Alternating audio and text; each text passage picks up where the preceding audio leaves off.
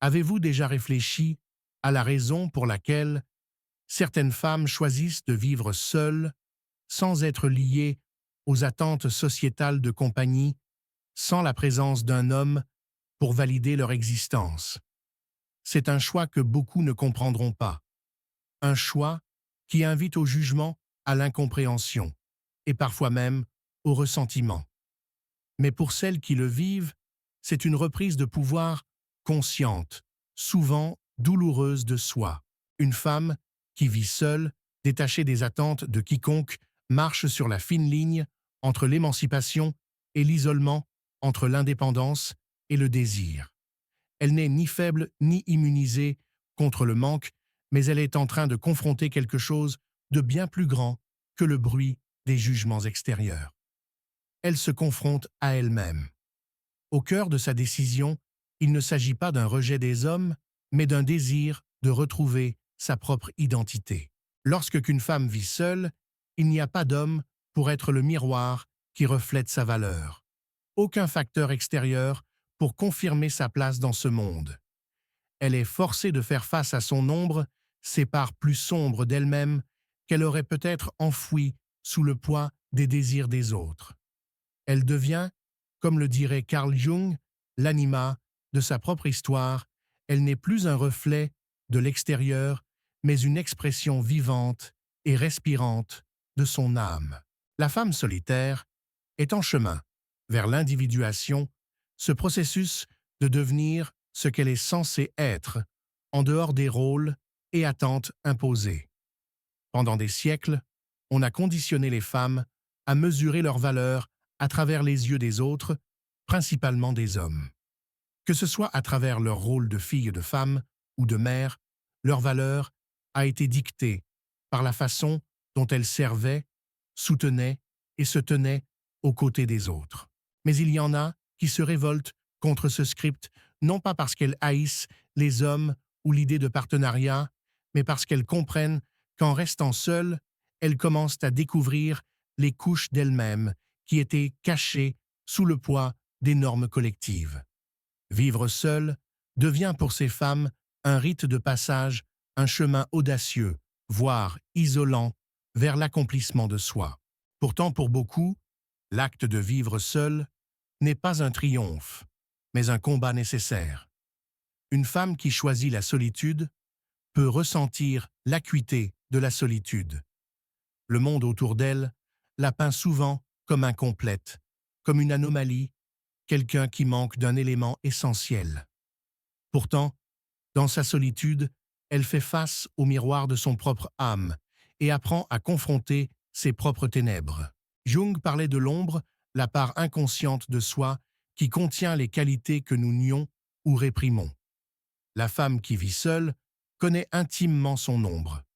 Elle ne peut y échapper car elle est son compagnon constant. Elle se manifeste sous forme de doute, de peur, de colère ou même de culpabilité. Elle peut lui chuchoter qu'elle n'est pas assez, que son choix est contre nature, qu'elle devrait rechercher la validation des autres. Cependant, en face de cette ombre, en l'embrassant, elle entame la tâche difficile de l'intégrer à son être. La femme qui vit seule ne rejette pas seulement un homme, elle rejette un modèle de féminité qui exige qu'elle ne soit rien d'autre qu'une totalité au sein de l'autre. Parfois, elle ressent l'envie de remplir ce vide avec une validation extérieure. Mais c'est dans ces moments-là, ces heures solitaires et silencieuses, qu'elle se trouve face à l'opportunité de transformation la plus grande. Elle commence à comprendre que sa valeur ne dépend pas de l'extérieur, elle est intrinsèque, tissée dans le tissu même de son être. Elle réalise que pour être aimée des autres, elle doit d'abord s'aimer elle-même dans toutes ses complexités, contradictions et imperfections.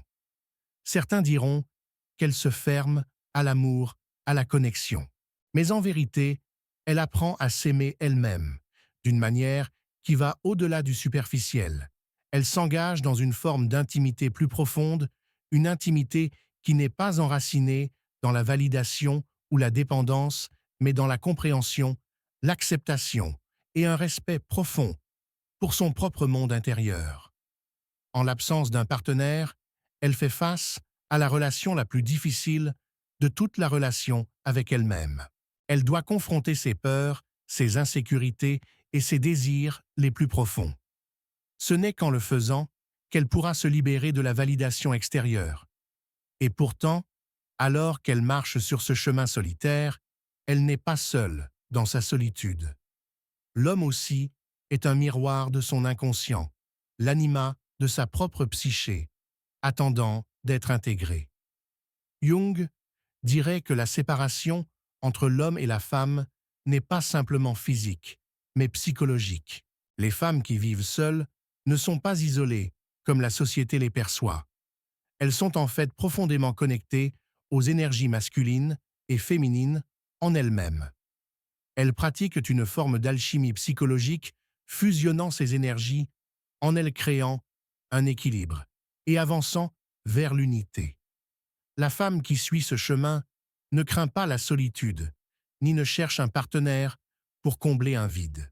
Elle comprend que la relation la plus profonde qu'elle puisse entretenir est celle avec elle-même. Et lorsque non pas si l'amour entre à nouveau dans sa vie, ce ne sera pas pour la compléter, ce sera pour partager sa complétude. La femme qui vit seule est une force à ne pas sous-estimer. Elle a goûté à l'amertume et à la douceur de l'autosuffisance, affronté les vérités douloureuses de son monde intérieur et est sortie de l'autre côté, non pas intacte, mais transformée. Elle connaît la valeur de son âme et personne, ni homme, ni société, ni voix, ne lui dira le contraire. Dans le silence de sa propre existence, cette femme devient son propre architecte. Elle façonne sa vie avec intention, choisissant chaque moment, chaque action comme un reflet de ses désirs intérieurs, non des attentes extérieures. Il existe une profondeur dans son silence que peu de gens peuvent te comprendre. C'est dans ce silence, dans cette pause sacrée, entre les pensées et les actions, qu'elle se reconnecte à l'essence de ce qu'elle est, sans distraction, sans projection des autres. Elle reprend l'autonomie qui a été refusée aux femmes pendant des siècles, non par résistance, mais par la réalisation de soi. Le concept du soi chez Jung, cette version intégrée de la psyché, n'est pas quelque chose d'atteint facilement. Il demande l'abandon des illusions, l'affrontement des vérités douloureuses et la démolition des identités fausses. La femme qui vit seule est en perpétuelle quête d'individuation, acceptant non seulement les parties d'elle-même qu'elle juge acceptables, mais aussi celles qui sont désordonnées, chaotiques et contradictoires.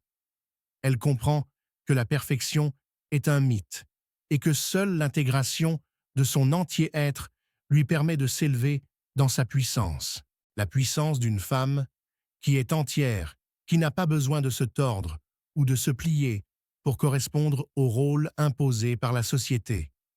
La puissance d'une femme qui, en vivant seule, a finalement découvert la vérité d'elle-même. Le monde lui dira qu'elle est incomplète. Il suggérera qu'une femme seule est perdue, que sa valeur est diminuée sans un homme à ses côtés. Pourtant, la femme qui se connaît elle-même ne se laisse pas perturber par ses jugements extérieurs.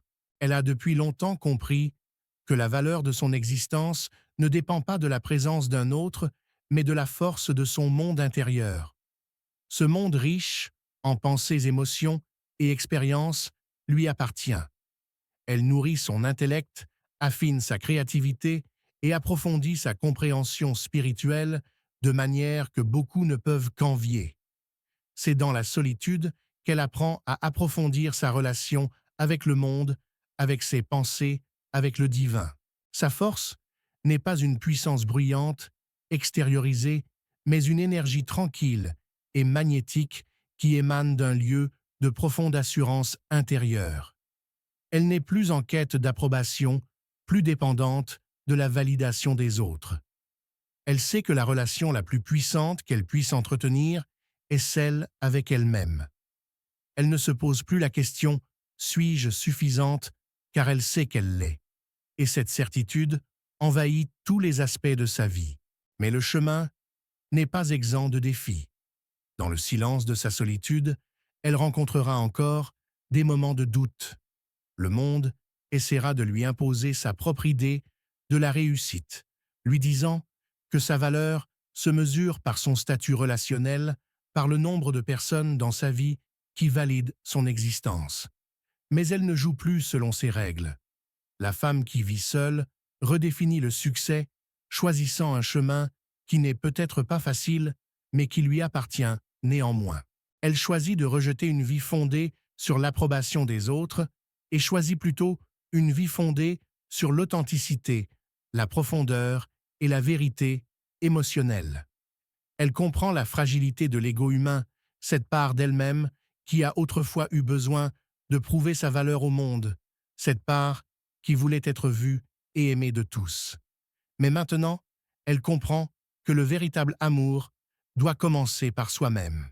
Il ne s'agit pas de rechercher la validation ou de mesurer constamment sa valeur à l'aune des attentes des autres. Il s'agit de cultiver un respect de soi qui transcende les mesures extérieures de la réussite. Elle apprend que la véritable force réside dans l'indépendance, non pas dans l'indépendance de l'amour, mais dans l'indépendance de la manière dont elle se rapporte à elle-même. Cette femme a affronté les tempêtes du doute, les élancements de la solitude, les pressions des attentes sociales, et pourtant, elle demeure inébranlable. Elle est une force de la nature, non pas parce qu'elle n'a pas lutté, mais parce qu'elle a appris à naviguer à travers ses luttes avec grâce. Dans la solitude, elle découvre son soi le plus pur et authentique, une femme qui n'a besoin de personne pour se compléter. Elle est entière, non pas malgré sa solitude, mais grâce à elle. C'est dans sa solitude qu'elle a rencontré les parts les plus profondes de sa psyché, intégré son ombre et en est sortie victorieuse. La femme qui vit seule est un témoignage du pouvoir de l'autonomisation. Elle est l'incarnation de l'individuation, la personnification de l'intégrité psychologique. Elle sait que bien que les relations avec les autres puissent apporter de la joie, la relation avec soi-même est la fondation sur laquelle tout le reste repose. Elle est la source de sa propre validation, de sa propre paix et de sa propre force. Et quand l'amour reviendra dans sa vie, ce ne sera pas pour la compléter, mais pour partager sa complétude. Elle ne recherchera pas un homme pour remplir un vide, mais pour partager une vie d'égal à égal. Elle ne se tiendra pas derrière lui, elle marchera à côté de lui, deux âmes souveraines indépendantes, choisissant de se rejoindre, non parce qu'elles se manquent, mais parce qu'elles veulent. Pour la femme qui vit seule, le chemin n'est pas un chemin de solitude, mais un chemin de découverte de soi profonde et transformative. Elle a ouvert la porte de son âme, et ce qu'elle y trouve n'est ni faiblesse, ni vide, mais puissance et plénitude. Et quand elle ressortira dans le monde, elle ne le fera pas en cherchant une validation, mais en étant une femme qui connaît sa valeur. Et cela, mes amis, est une force avec laquelle il faut compter. Dans sa quête de liberté intérieure, cette femme n'est pas seulement un être qui choisit de vivre seule, mais une révolution vivante. Elle incarne le processus d'individuation, cette alchimie psychologique que Carl Jung a définie comme l'intégration des diverses facettes de l'âme humaine, souvent refoulées dans une unité harmonieuse. Elle n'a pas seulement éliminé la dépendance extérieure, elle a également fait face à ses propres contradictions internes, l'ombre qu'elle portait et qu'elle rejetait. En se confrontant à sa propre ombre, elle se réconcilie avec des aspects de son être qui auraient pu être rejetés par la société ou même par elle-même. Elle n'a plus peur de ses parts sombres, mais les accueille comme des éléments essentiels de son développement personnel. Cela ne signifie pas qu'elle soit exempte de la douleur qui accompagne ce voyage. L'individuation n'est pas un chemin facile. Au contraire, il est semé d'embûches de doutes et de moments de profonde introspection. Mais c'est précisément Ce voyage intérieur, fait de confrontation et d'intégration, qui forge son caractère et renforce son indépendance. Dans sa solitude, elle apprend non seulement à se connaître, mais à s'aimer. Chaque instant où elle choisit de vivre en dehors des attentes des autres, elle choisit également de se choisir elle-même, de valider ses propres désirs, de reconnaître ses propres besoins et de les honorer. Le monde autour d'elle, toujours ancré dans des normes sociales étroites, voudra la faire croire qu'elle est brisée, qu'elle manque de quelque chose. Mais cette femme sait que sa complétude n'est pas liée à une relation externe, à une image sociale ou à une opinion de quiconque. Elle sait que son véritable pouvoir réside dans sa capacité à se définir selon ses propres termes. Elle n'a pas besoin d'un autre pour se sentir entière. Elle s'est construite elle-même, pierre après pierre, à travers ses victoires et ses échecs, ses moments de doute et ses instants de révélation. Elle est, par son expérience et sa capacité à rester fidèle à elle-même, un exemple vivant de la force du soi. L'indépendance qu'elle revendique n'est pas une forme de froideur ou de fermeture. Ce n'est pas un rejet de l'amour ou de l'intimité. Bien au contraire, c'est une invitation à une forme d'amour plus profonde et plus authentique, une relation fondée non sur le besoin, mais sur la pureté du choix. Elle comprend que l'amour vrai ne vient pas d'une quête de complétude, mais d'une rencontre entre deux êtres déjà entiers, qui se choisissent par admiration mutuelle, par respect profond de la liberté et de l'autonomie de l'autre. L'amour n'est plus un moyen de se remplir, mais une possibilité de se multiplier, de croître ensemble, mais toujours à partir de la base d'une indépendance individuelle.